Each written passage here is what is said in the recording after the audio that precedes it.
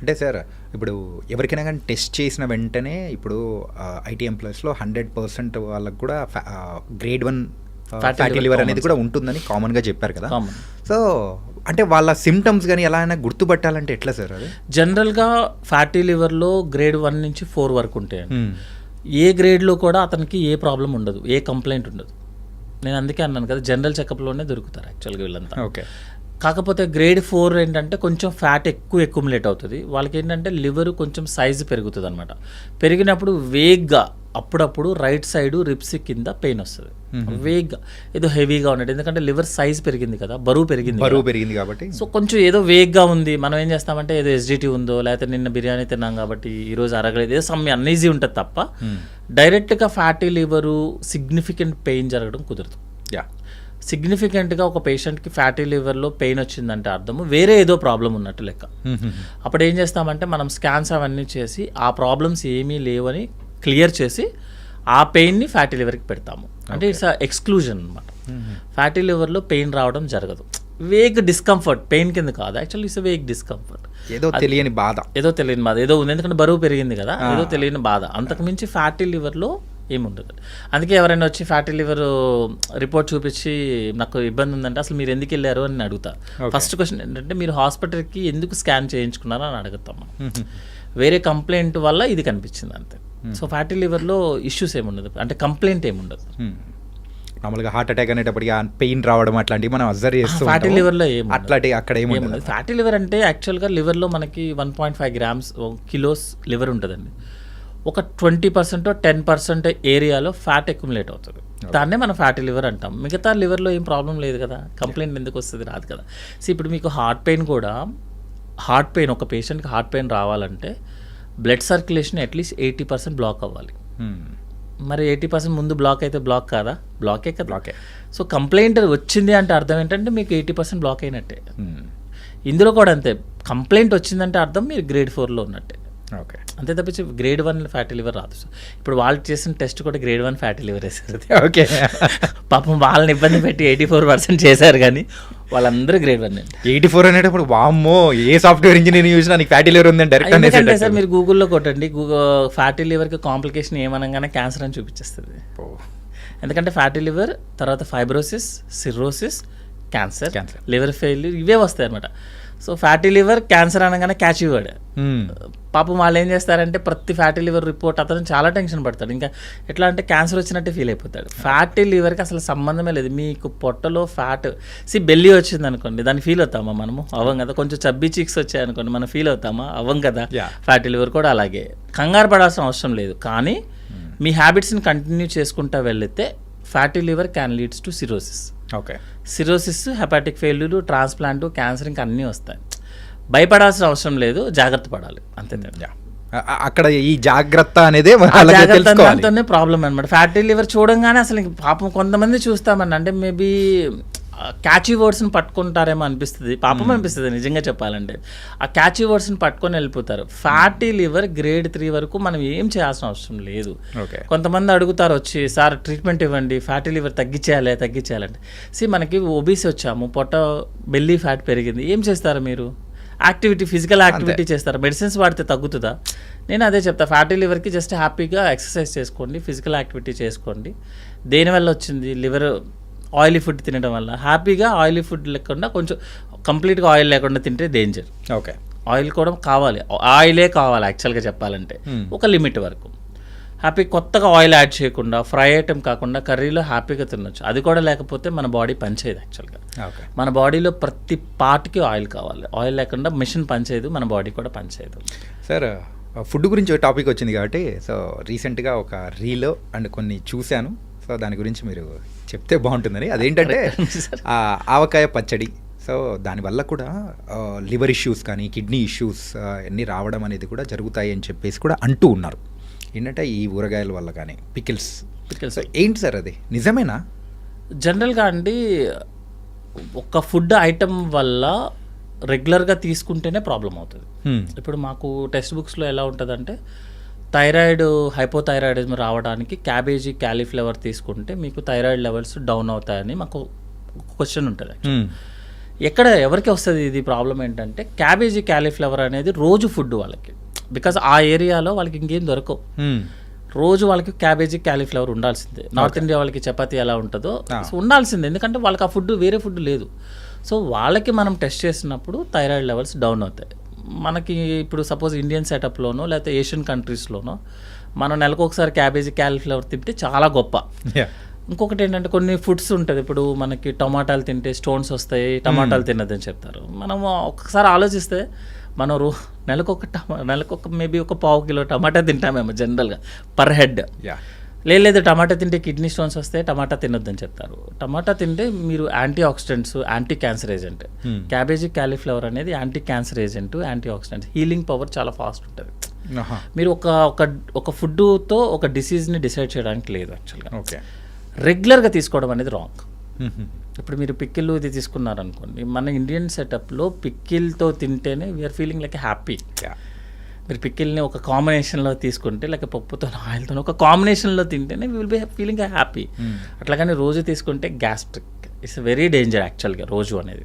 ఎందుకంటే మీరు పిక్కిల్ తయారు చేసే విధానం చూసుకుంటే యాక్చువల్గా మనకు వచ్చేస్తుంది. యాక్చువల్గా పిక్కిల్ ఎట్లా తయారు చేస్తాము అంటే అన్ని ఐటమ్స్ యాడ్ అవుతాయి. Main is spicy pepper add అవుతుంది, కారము, దాంట్లో ఒక ఆయిల్ యాడ్ అవుతుంది. ఒక ఆయిల్ ఎలా చేస్తారు అని తెలుసు కదా, ఫుల్ ఆయిల్ పెడితే తప్ప అది ప్రిజర్వ్ అవ్వదు, ఎందుకంటే 1 year ఉండాలండి, సమ్మర్ టు సమ్మర్ ఉంటుంది.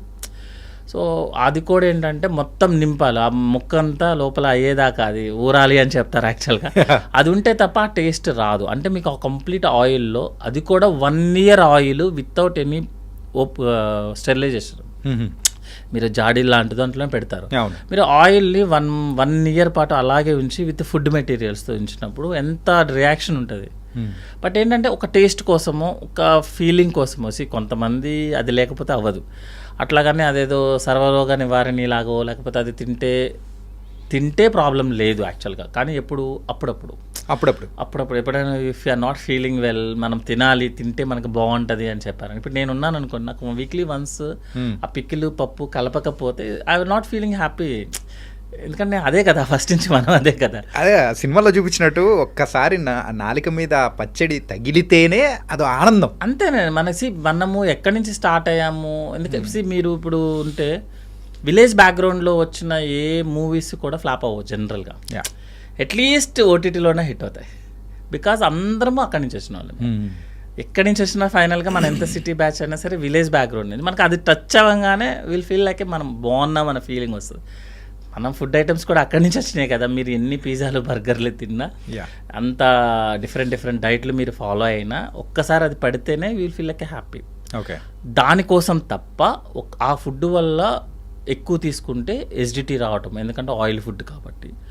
యాక్చువల్గా ఈ రిఫ్రిజరేషన్ సిస్టమ్ రాకముందు కొన్ని కంట్రీస్లో బాగా కరువులాగా ఉండేది కదండి. యాక్చువల్గా వాళ్ళు ఏం చేసేవాళ్ళంటే బాగా ఉప్పుతో, సాల్ట్తో, ఈ పికిల్లో మనకి సాల్ట్ కూడా ఉంటుంది, full salt, that is rock సాల్ట్తో వేస్తారు. రెగ్యులర్ సాల్ట్, మన అయోడైజ్ సాల్ట్ ఉండదు అందులో. యాక్చువల్గా రాక్ సాల్ట్తో అయితేనే పికిల్ వస్తుంది. సో ఆ సాల్ట్ని యూస్ చేసి వాళ్ళు ఆ వెజిటేబుల్స్ని ప్రిజర్వ్ చేసేవాళ్ళు. చేసి దాన్ని తినడం స్టార్ట్ అయింది యాక్చువల్గా. తర్వాత క్యాన్సర్స్ రావడం స్టార్ట్ అయింది. ఇది ఆ ఫుడ్ ఐటమ్స్ వల్ల gastric cancer most common is జపాన్లో, కొరియాలో స్టార్ట్ అయిందన్నమాట యాక్చువల్గా.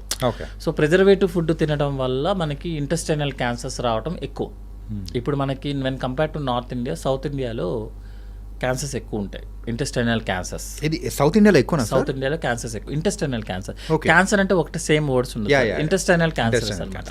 బికాస్ స్పైసీ ఫుడ్ ఎక్కువ మన వైపు యాక్చువల్గా, ఫ్రై ఐటమ్, స్పైసీ ఫుడ్ ఎక్కువ ఉంటుంది యాక్చువల్. ఇంకోటి అంటే బింగ్ ఈటింగ్ ఉంటుంది మన దగ్గర. సో ఇంటెస్టైనల్ క్యాన్సర్స్ ఎక్కువ వస్తాయి. అల్సర్స్ రావటము, గ్యాస్ట్రిక్ ప్రాబ్లమ్స్, ఎసిడిటీస్, ఇవన్నీ కూడా ఆ పికిల్స్ టైప్ ఆఫ్ ఫుడ్ తినడం వల్ల వస్తుంది యాక్చువల్గా. సో ఎక్కువ తినడము తప్పే, అట్లాగనే అసలు తినకూడదని చెప్పడం అనేది రాంగ్. ఎట్లా ఉందంటే మీరు కంప్లీట్గా ఆల్కహాల్ బంద్ చేయమని చెప్తే ఇండియాలో 100% ఎవరు ఫాలో అవ్వరు సార్. అలా కాకుండా మీరు ఆల్కహాల్ లిమిటెడ్గా, వెరీ లిమిటెడ్గా తీసుకోండి, కంట్రోల్డ్గా తీసుకోమని చెప్పండి, 99% ఫాలో అవుతారు సార్. మీరు కంప్లీట్గా ఆపేయమని చెప్పండి, 6 నెలల తర్వాత మళ్ళీ స్టార్ట్ చేస్తారు. ఈసారి గట్టిగా స్టార్ట్ చేస్తారు, కసిగా స్టార్ట్ అవుతుంది. అది డాక్టర్ చెప్పారంటే ఇంకా దాన్ని ఎక్కువ ఫాలో అవుతుంటారు. సో కొంతమంది కూడా చెప్తారు ఇది వీళ్ళు ఆల్కహాల్ తీసుకుంటే హార్ట్కి మంచిదంట కదా అని. అది కోల్డ్ కంట్రీస్లో పనిచేస్తుంది. బట్ ఆల్కహాల్ తీసుకుంటే హార్ట్కి మంచిది ఇన్ కోల్డ్ కంట్రీస్. ఆ కోల్డ్ కంట్రీస్ అనేది మనం మాస్క్ చేస్తాం, కట్ చేస్తాం ఎడిటింగ్లో, సెన్సార్లో పోతుంది. అంటే ఈవెన్ మేము పెట్టినా పీపుల్ అది వినరు సార్. ఆ డాక్టర్ చెప్పారు అంతవరకే తాగడం మంచిది అంట అని చెప్పేసి అదే కోల్డ్ కంట్రీస్లో వర్కౌట్ అవుతుంది. అట్లాగని కంప్లీట్గా ఆపేమన్నా కూడా ఆపరు సార్ ఎవరు ఆల్రెడీ, ఎందుకంటే అది సోషల్ డ్రింక్ అయిపోయింది యాక్చువల్గా. మనకి చిన్న నార్మల్ వాటర్ ఎలాగో ఇప్పుడు అది సోషల్ డ్రింక్ అనమాట. అందుకని పికిల్స్ దగ్గర కూడా వచ్చేటట్టుగానే పికిల్స్ తీసుకోవడం అనేది సేఫ్ కాదు సార్. అది ఏమి చెప్పినా కూడా అది ఆల్రెడీ ఓల్డ్ నుంచి మనకి ప్రూవెన్ అనమాట. ఇప్పుడు మనం కూడా రోజు కంటిన్యూస్గా 1 వీక్ పికిల్స్ తీసుకొని తినండి, గ్యాస్ మండకపోతే అప్పుడు అడగండి. గ్యాస్ మండుతుంది, మోషన్ ప్రాబ్లం అవుతుంది, యూరిన్ మండుతుంది. ఎందుకు మండుతుంది? డైరెక్ట్గా మన పికిల్ ఏమన్నా మోషన్లో వచ్చేస్తుందా? కాదు కదా. ఆ డైజెషన్ ప్రాసెస్సే ప్రాబ్లం అవటం వల్ల ఇదంతా అనమాట. అట్లాగనే అసలు కంప్లీట్గా అవాయిడ్ చేయండి అని చెప్తే మనం అనేది ఫీలింగ్ పోతుంది. మన లైవ్లీనెస్ కూడా ఉండాలి కదా మనకు కూడా. సో అది పోతుంది. సో వీక్లీ వన్స్ అనేది ఓకే, నాట్ కంటిన్యూస్. ఇంకా మనము జనరల్గా పికిల్స్ అంటే మనం ఎవ్రీడే చేసే పికిల్స్ కూడా ఉంటుంది యాక్చువల్గా. That is okay. డైలీ అంటే ఎవ్రీడే చేసుకుంటారు జనరల్గా, అది 1-2 టైమ్స్ అనేది దట్స్ ఓకే. బట్ ఏంటంటే ఏదో కంటిన్యూస్గా అనేది అది మండుతుంది యాక్చువల్గా. అన్ని గ్యాస్ట్రైటిస్ వస్తుంది, ఇండైజెషన్ ప్రాబ్లమ్స్ వస్తాయి. ఇంకోటి ఏంటంటే ఒక ప్రోడక్ట్తో కొంతమంది చెప్తారు యాక్చువల్గా ఈ ప్రోడక్ట్ తింటే యాంటీ క్యాన్సర్ ఏజెంట్ పికిల్లో. మనం క్యాన్సర్ ప్రోడక్ట్స్ అన్నీ కూడా లైక్ స్పైసెస్ నుంచే వస్తుంది యాక్చువల్గా. మనం ఏదైతే క్యాన్సర్స్కి యూజ్ చేస్తున్న మెడిసిన్స్ చాలా అవి స్పైసెస్ నుంచి వస్తాయి. సో చూసారా, స్పైసెస్ దాటి నుంచే కదా క్యాన్సర్ డ్రగ్స్ వచ్చాయి. సో ఈ స్పైసెస్ తీసుకుంటే మీకు క్యాన్సర్ రాదు అనేది. రాకపోవచ్చు, అది వేరే విషయం, కానీ మిగతా ప్రాబ్లమ్స్ వస్తాయి కదా.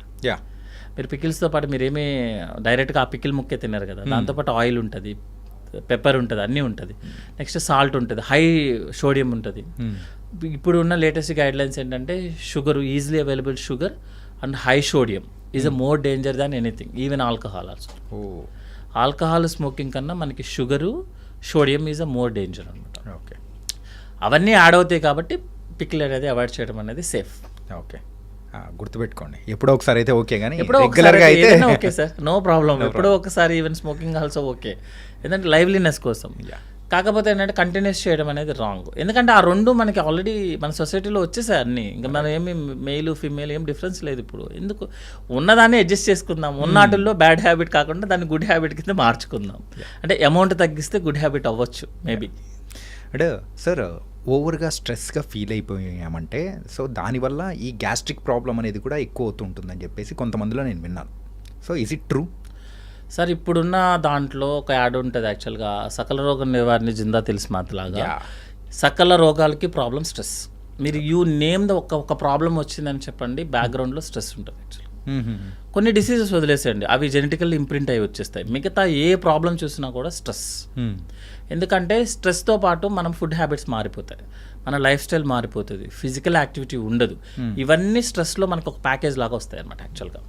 సో ఇప్పుడు సపోజ్ ఒక స్ట్రెస్ ఉన్న పేషెంట్ ఉన్నారనుకోండి, అతని యొక్క బేసల్ మెటబాలిక్ రేట్ హైలో ఉంటుంది. ఓకే, హార్మోన్ స్ట్రెస్ అంటే ఏంటి? మనం టెన్షన్ పడుతున్నాము, సో మన ప్రొటెక్టివ్ మెకానిజమ్స్ అన్నీ hormones, adrenal level, non adrenal అన్నీ రైజ్ అయిపోతారు. అంటే ఏదో పాప ఈ అబ్బాయికి ఏదో టెన్షన్ ప్రాబ్లం వచ్చింది, మనం ఏదో హెల్ప్ చేద్దామని చెప్పి హార్మోన్స్ రిలీజ్ అయిపోతాయి.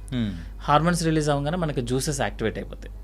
సో జ్యూసెస్ యాక్టివేట్ అవుతే గ్యాస్ట్రైటిస్ రావటము, ఇండైజెషను, వామిటింగు, మైగ్రేన్ హెడేక్స్ రావటము, loose motions, everything will come.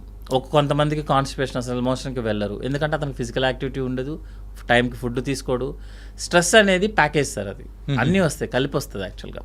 Only stress పడేసి ఫుడ్ టైంకి తీసుకోవడము, యాక్టివిటీ ఉండడం అది జరగదు కదా.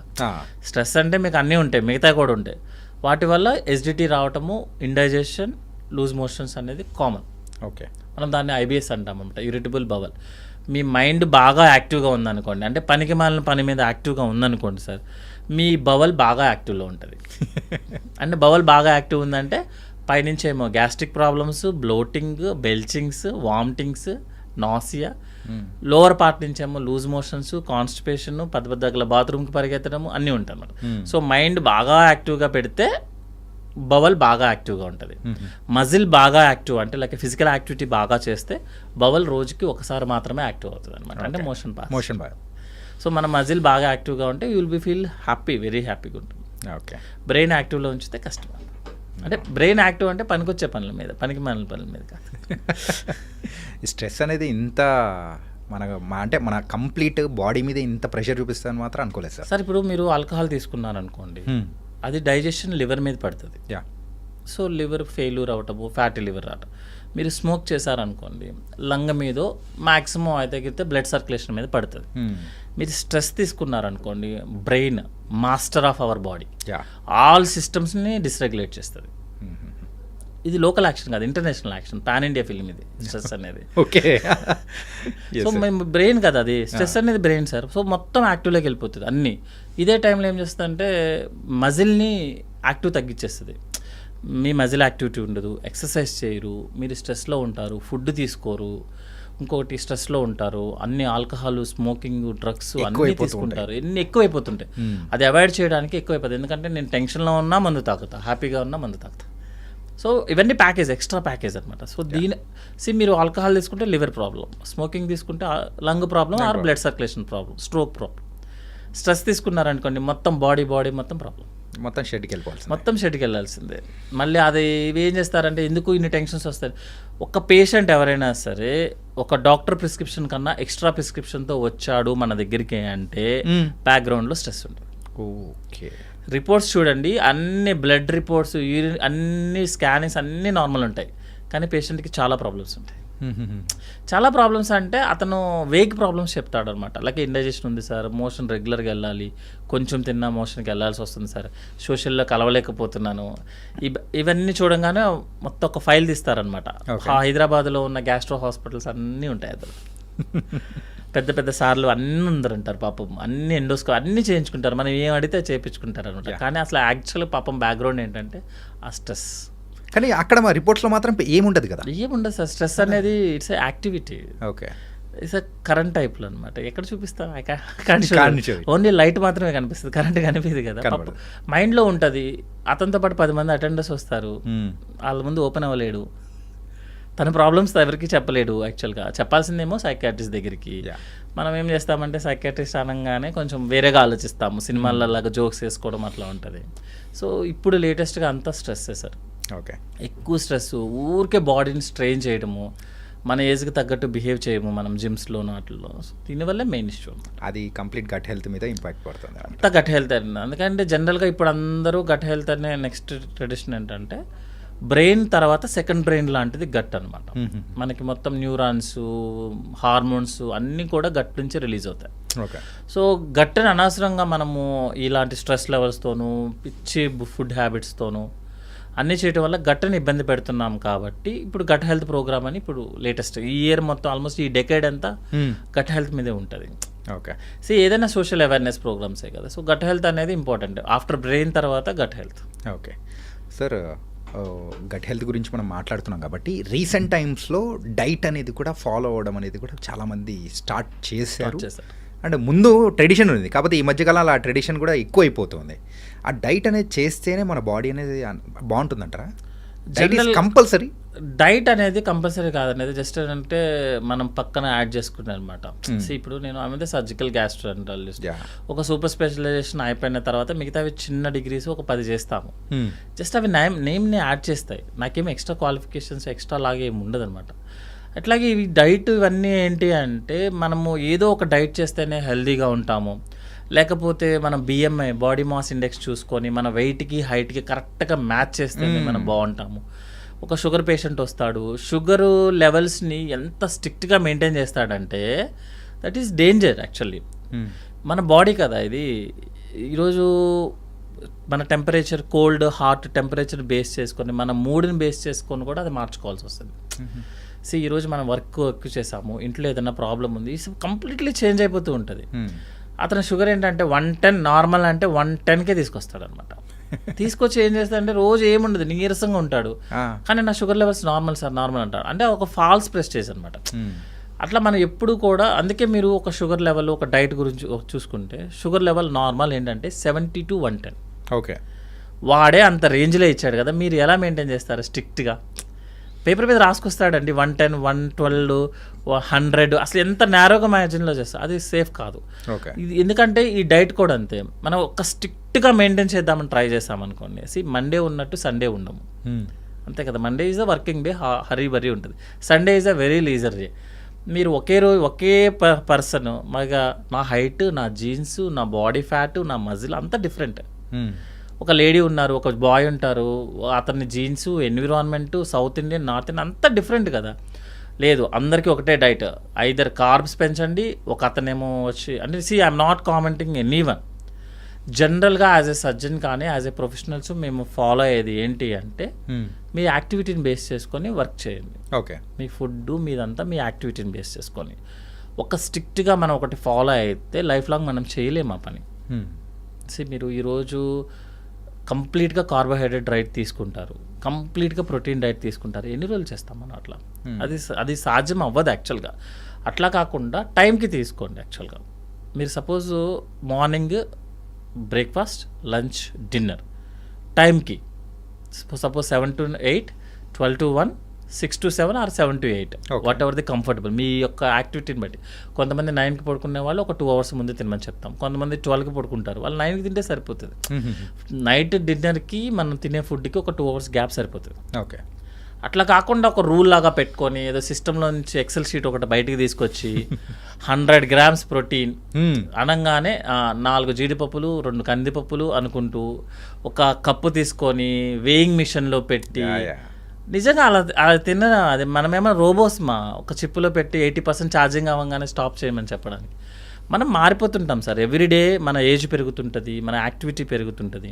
సో ఏదైతే మనం ట్రెడిషనల్గా ఫాలో అవుతున్నామో మీ యాక్టివిటీని base, suppose breakfast, lunch, dinner తినాల్సిందే, స్కిప్ చేయడం కుదరదు. ఓకే. అందులో ఏం తింటారనేది మనం డిసైడ్ చేసుకోవచ్చు. కానీ జనరల్గా మేము చెప్పేది ఏంటంటే మీ ఇంట్లో ఏది ఫాలో అవుతారు, జనరల్గా మీరు ఫాలో అవ్వద్దు, మీరు ఇంట్లో ఏది ఫాలో అవుతారు, సౌత్ ఇండియనా, నార్త్ ఇండియనా, తెలుగు బేస్డా, maybe Telangana base, whatever thing is మీకు ఏదైతే ఫాలో అవుతున్నారో అది మీకు ఎంత అవసరం అయితే అదే తీసుకోండి. మీరు సపోజ్ మీరు చపాతీ తీసుకుంటారు, చపాతీ తినండి. 3 పూట్ల చపాతీ తినడం అనేది తప్పు. ఓకే. ఒక చపాతీ, కొంచెం rice, next chapati, rice, what ever thing is మార్చుకుంటారు. ఎందుకంటే సార్ మనం ఒక ప్రతి ఫుడ్కి న్యూట్రిషన్ వాల్యూ ఉంటుంది, ప్రతి ఫుడ్కి అవసరమైనవి ఉంటాయి, అవసరం లేనివి ఉంటాయి. ఒక్క ఫుడ్ ఎవరైనా సరే ప్రపంచంలో ఒక ఫుడ్ చూపించి ఇది తింటే నువ్వు 100 years జబ్బు లేకుండా హ్యాపీగా బతుకుతామని చెప్తారా? ఎవరు చెప్పం కదా, ఎవరు చెప్పరు సార్. మరి అలాంటప్పుడు ఓన్లీ ప్రోటీన్ తింటా, ఓన్లీ కార్బ్ తింటా, ఓన్లీ ఆయిల్ తింటా, కోకోనట్ ఆయిల్ తాగుతా, ఓన్లీ ఆయిల్ మేమేమో ఆయిల్ లేనిది అసలు తినమని చెప్తారు ఒకళ్ళు. అది కరెక్ట్ అవ్వదు.